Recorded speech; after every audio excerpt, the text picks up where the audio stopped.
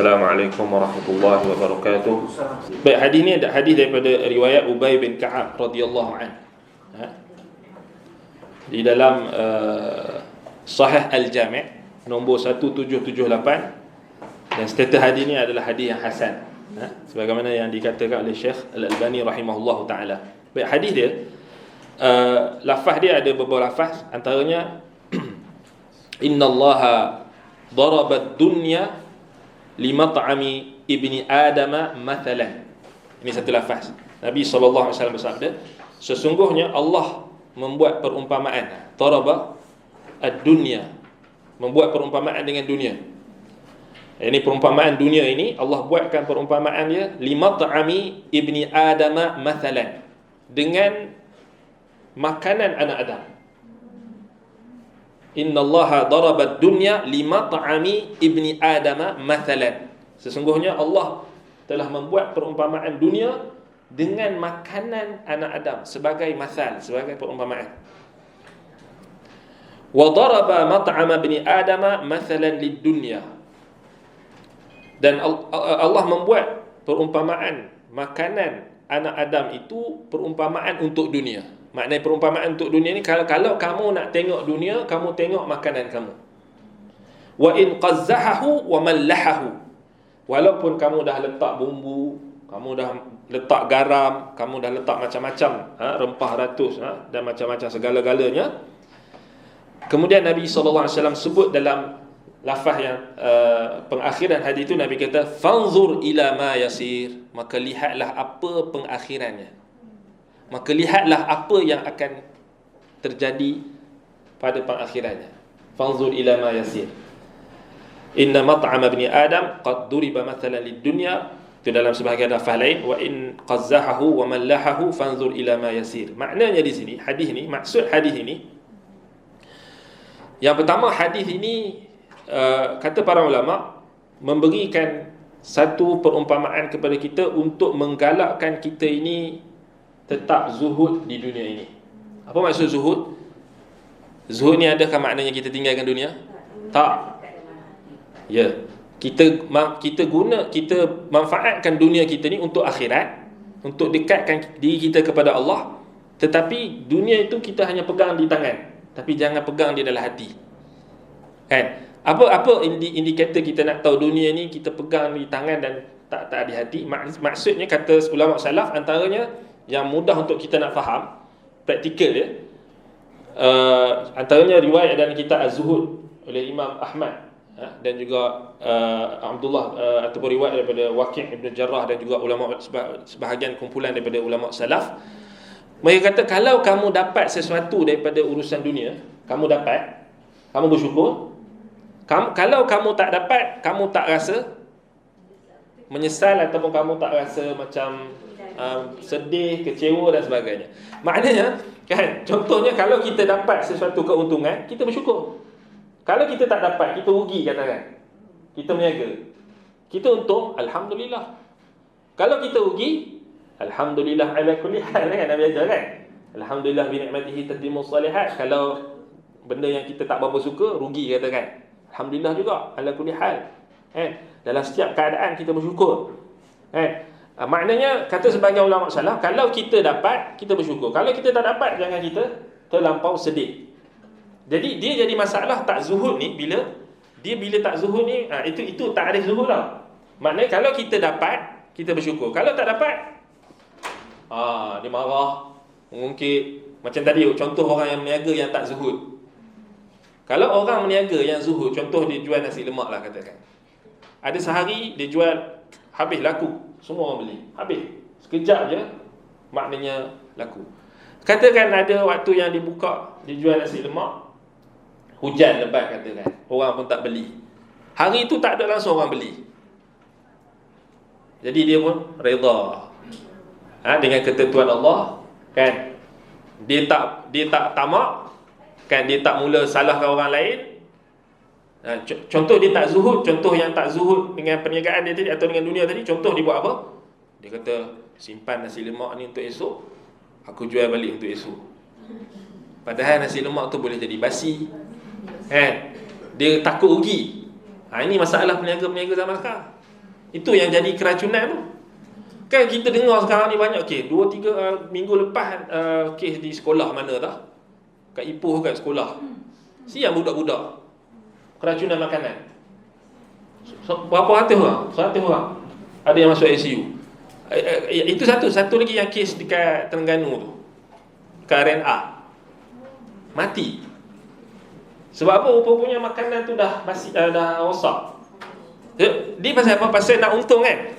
Jadi kat situ tak ada zuhud. Kalau dia zuhud, dah tak laku, nak buat apa, buang lah. Ataupun dia bagi makan dekat binatang ke apa ke, ataupun yang tak mudarat lah. Tapi dia tak boleh lah, dia maknanya dia rasa tamak, kemudian dia nak untung lagi, dia pun simpan, dia jual untuk orang lain. Betul mudarat. Kira tak zuhud kan. Ataupun bentuk contoh orang yang tak zuhud dengan dunia lagi. Contohnya katakan dia buka kedai dia tak laku. Kedai sebelah dia laku. Kalau dia zuhud, dia tak hirau kan. Dia kata itu rezeki orang tu, lantak pergi dia, aku buat hal aku lah. Tapi kalau dia jenis tak zuhud, dia duduk tengok orang tu, dia kata ni mesti dia buat tuduhan, orang tu pakai pelaris, ataupun dia buat tuduhan kat orang lain, dia kata dia kena sihir lah, alhamdulillah, apa semua. Nampak? Sama lah, dia macam tu. Maknanya kalau orang yang tak ada zuhud ni, dia akan tak rasa cukup dengan dunia. Dia akan rasa tamak. Kan? Dia akan rasa tamak. Jadi zuhud di dunia ni maknanya kita katakan dalam hadis ini jelas, kerana apa yang Nabi SAW umpamakan dunia ni hanyalah seperti makanan yang nampak indah, yang nampak sedap pada awalnya, tetapi akhir sekali dia hanya akan menjadi najis. Nabi kata unzur ila ma yasir. Nabi kata unzur ila ma yasir, tengok apa yang dia akan jadi. Maknanya dia takkan akan terus menjadi makanan tu, dia akan buruk, dia akan menjadi najis. Maknanya bayangkan macam tu sekali Nabi kita SAW maknanya membuat perumpamaan. Jadi kata para ulama, inna mat'ama ibni Adam syabbahan Nabi sallallahu alaihi wasallam ad-dunya annaha mithlu ta'am ibni Adam. Nabi mengumpamakan dunia itu seperti makanan anak Adam. Itu apa yang dimakan, apa yang diminum. Dibuatkan perumpamaan dengan dunia. Kerana apa? Lidana atiha wa qadharatiha wa haqaratiha. Kerana rendahnya kedudukannya, hinanya kedudukannya, dan rendah kedudukannya. Adakah maksudnya makanan tu kita kena hina? Tak, bukan. Maknanya makanan tu kita tetap kena muliakan.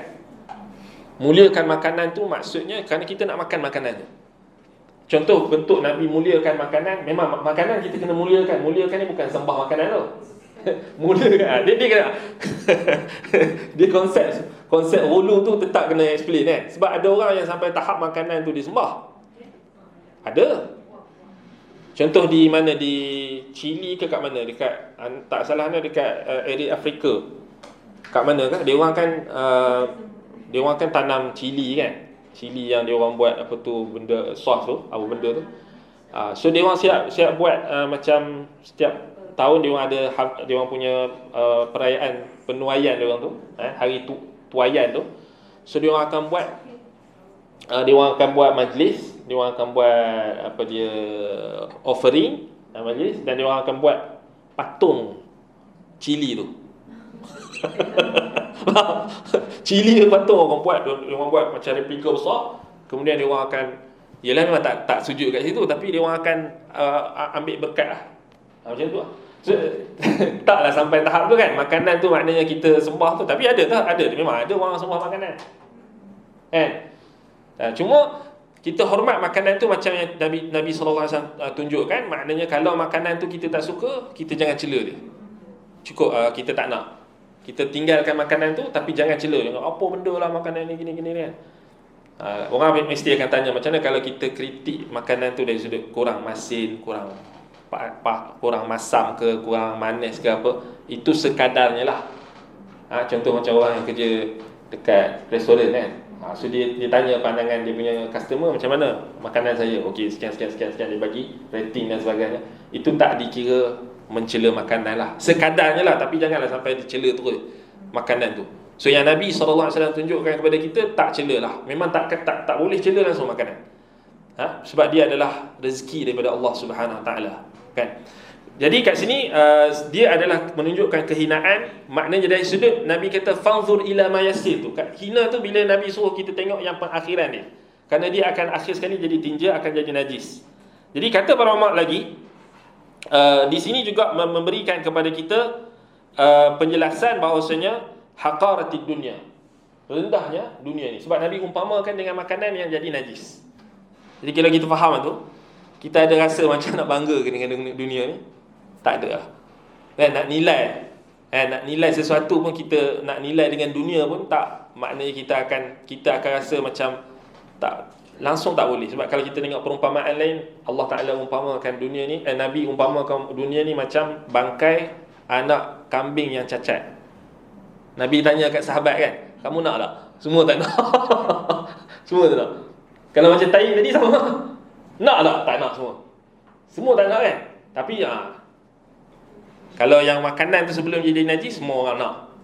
Sebab dia cantik. Tapi pengakhiran dia membawa kepada kehinaan sahaja. Dan yang kedua, fihi tazhidu fi adamil hirsi ala dunia. Maksud hadis ni, kata para ulama, padanya terdapat petunjuk bahawasanya agar kita sentiasa bersikap zuhud. Iaitu zuhud ni adalah dengan fi adamil hirsi ala dunia. Iaitu kita tak rasa tamakkan untuk dapat dunia. Kita macam tadilah, dia punya konsep zuhud ni kita kena faham. Kalau kita dapat, alhamdulillah. Kalau kita tak dapat, alhamdulillah juga. Maknanya kita dapat, alhamdulillah. Kalau tak dapat, jangan kita nak salahkan orang. Kemudian kita nak macam nak tuduh orang lain tu sakit hati dengan kita, atau kita nak hasad dengan orang yang dapat lebih rezeki daripada kita nak hasad pula. Kemudian kita buat tuduhan pula, orang ni pakai tangkai lah, orang ni pakai sihir lah, macam-macam. Kita buat tuduhan pula. Tidak. Maknanya kalau kita dapat, alhamdulillah. Kalau kita tak dapat, kita pun alhamdulillah juga. Maknanya kita bersyukur kepada Allah. Yang penting adamul hirsi ala dunia. Tak, maknanya kita tak ada rasa tamak, haluba kepada dunia ni. Kalau dapat, alhamdulillah. Tak dapat pun alhamdulillah. Yang ketiga, yang terakhir, fihi masyru'iyati darbil amthal li taqribil fahmi lis-sami'in. Padanya terdapat pensyariatan untuk membuat perumpamaan, untuk mendekatkan kefahaman orang yang mendengar. So Nabi SAW memang suka buat perumpamaan, kan? Mathal, itu perumpamaan daripada hadis Nabi SAW. Semoga Allah SWT memberikan kita semua kefahaman, memberikan kita semua rasa, bila kita rasa tak tamakkan kepada dunia itu, kita kena isi dengan tamakkan kepada akhirat, tamakkan kepada pahala, tamakkan kepada kita kata nak dapatkan syurga Allah, nak masuk ke dalam syurga Allah, tamak nak segera untuk mendapatkan kebaikan ukhrawi. Sebab kita tahu tak semua orang akan sama dari sudut dunia, kan? Tak semua orang akan sama. Orang ni akan dapat lebih, orang ni akan dapat kurang, orang ni tak. Kita semua akan kembali kepada Allah Subhanahu Wa Taala. Maka kita kena letakkan hirs, semangat kita dan ketamakan kita itu kepada perkara akhirat. Itu yang menghimpunkan kita. Wallahu ta'ala a'lam bisawab. Naktafi bihadzal qadar. Aqulu qawli hadza wa astaghfirullah li wa lakum. Subhanakallahumma wa bihamdika asyhadu an la ilaha illa anta astaghfiruka wa atubu ilaik. Sallallahu ala Muhammad wa ala alihi wa sahbihi wa baraka wasallam. Alhamdulillahirabbil alamin. Wassalamu alaikum warahmatullahi wabarakatuh.